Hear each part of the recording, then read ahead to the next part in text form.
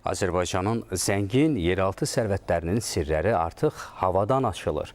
Azərgold Qapalı Səhmdar Cəmiyyəti əlçatmaz və mürəkkəb relyefə malik ərazilərdə faydalı qazıntı yataqlarının axtarışını helikopter vasitəsilə aparır. Bu innovativ yanaşma necə həyata keçirilir? Havadan perspektivli sahələr necə müəyyən edilir?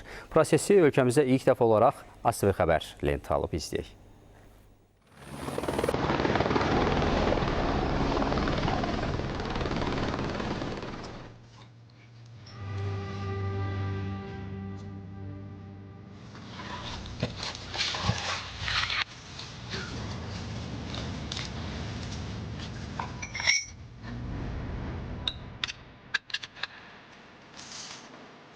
Yüksək texnologiya ilə səmaya yüksələcəyik. İnnovativ üsulların köməyi ilə axtarışa başlayırıq.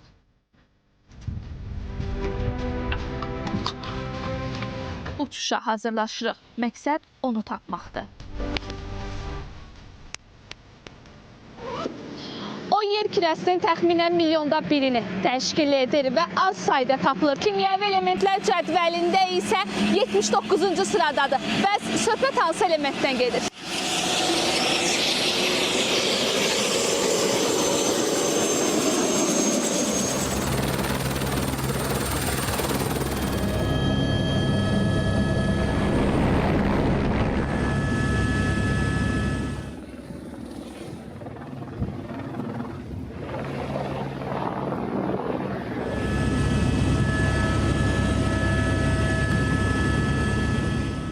Əlbəttə ki, söhbət qızıldan gedir. Bu dəfə isə biz ilk dəfə olaraq helikopter vasitəsilə qızılı yerdə deyil də göydə axtarırıq. Belə ki, hazırda Daşkəsən və Göygöl ərazisində aeroelektromaqnetik tədqiqatlara start verildi.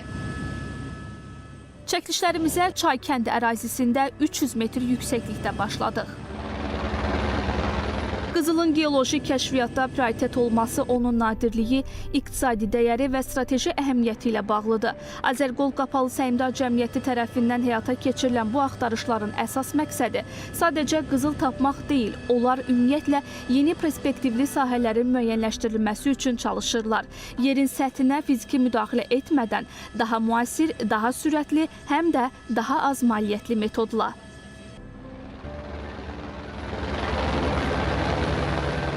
Təyin olmuş trayektoriya üzrə məlumatları toplamaqla məşğul və müəyyən olmuş hündürlükdə və sürəti saxlamaqla bu ölçüləri həyata keçiririk.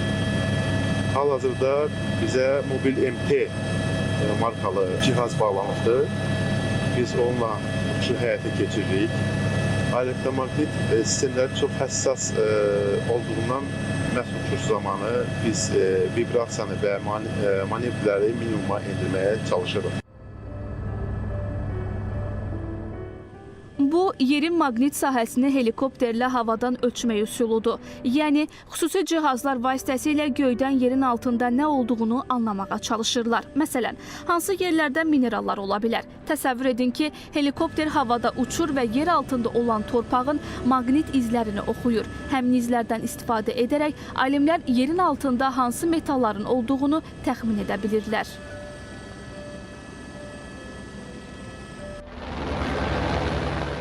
İlkin mərhələdə Daşkəsən, Göygöl və Goranboy rayonlarını əhatə edən 1890 kvadrat kilometrlik Kəpəz, Buzluq, Kürəkçay sahələrində, növbəti mərhələdə isə Kəlbəcər rayonunun Tutxun, Şorbulaq və həmçinin Naxçıvan Muxtar Respublikasının müxtəlif rayonlarını əhatə edən Göydağ, Zirnel, Kükü sahələrində ümumilikdə 4190 kvadrat kilometrlik sahədə aeroelektromaqnetik tədqiqatların aparılması planlaşdırılır. Axtarışlar dağlıq relyefdə aparıldığı üçün xüsusi texniki tələblərə cavab verən helikopterlər seçilir. Mühüm dövlət layihəsində bizim iştirakımız yüngül helikopter Airbus şirkətinə aid olan AS-350 tipli helikopterlə həyata keçirilir. Bu helikopterin özəl xüsusiyyətlər ondan ibarətdir ki, bunun yüngül olması və mühərrikləri daha güclü mühərriklərə malik olması dağlarda xüsusən aparılan əməliyyatlara daha səmərəli aviasiya əməliyyatlarının aparılmasına imkan verir.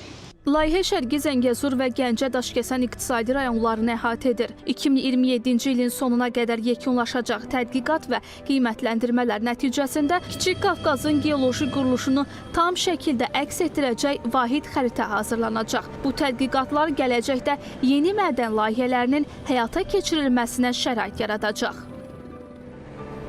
Ayşən Cümşudova, Bağır Kərimov, Cavid İsmayıl, ASTV Xəbər.